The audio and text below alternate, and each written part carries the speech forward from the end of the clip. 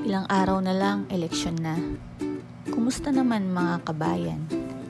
May mga bigla bang bumait? May mga bigla bang namansin na dating hindi naman kayo pinapansin? May mga lumalapit na ba dahil kailangan nila ng boto nyo? Ganun pa man, good luck para sa lahat ng kandidato. Manalo sana ang taong handang maglingkod at hindi ang paglilingkuran. Proceed tayo sa next topic. Dito sa DigiShop. Dito ako laging nagpapaprint sa tuwing may kailangan akong ipaprint, ipa-scan at ipa-xerox, pati na din picture. Ang bilis lang kasi ng transaction ko kay kuya. Kahit andito pa lang ako sa bahay, isang chat ko lang sa kanya, print agad. Kaya pagdating ko sa shop niya, bayad na lang agad. Thank you sa smooth at fast transaction. At katabi naman ng shop ay ang butika. Dito naman ako nakakabili ng vitamins ni Blue. Salamat sa iyo, Tol Dimple. Thank you sa pag-stock ng Pedsi ni Blue. Di ko na kailangang pumunta ng Mercury dahil available na sa butika nyo.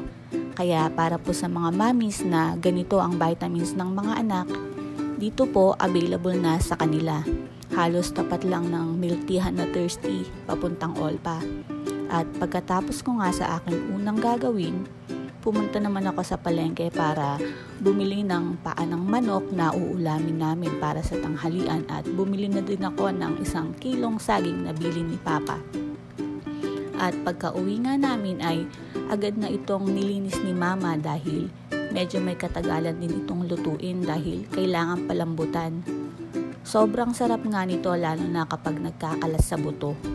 Isa rin ito sa paborito kong street foods. Ang dami kong nakakain pagka ganito ang ulam. Kaya pagkatapos malinisan ni Mama, sumunod niya na nga agad na inihanda ay ang mga sangkap, yung mga gagamitin niya. Naghiwa na siya ng sibuyas at bawang. Sa kahoy at banga pala ito iluluto ni Mama kaya paniguradong sobrang bisa ng lasa nito pagka naluto. Tapos, binuhusan pa ng 1 bote ng Sprite na lalong magpapasarap sa adobo. At habang nagluluto nga si Mama ng ulam, sinabayan ko na ding maligo dahil tulog si Blue. Sakto naman pagkatapos kong makaligo, nakaluto na pala si Mama, kaya nagtawag na siya para kumain. Hindi lang ako ang naparami ng kain kundi pati na din itong 2 bata. Yung sabaw pa lang kasi ng malagkit ang sarap na. Kaya ang dami kong pinagbutuhan. Yun lang naman ang ganap ngayong araw. Salamat uli sa time nyo. Next time uli ha. Bye for now.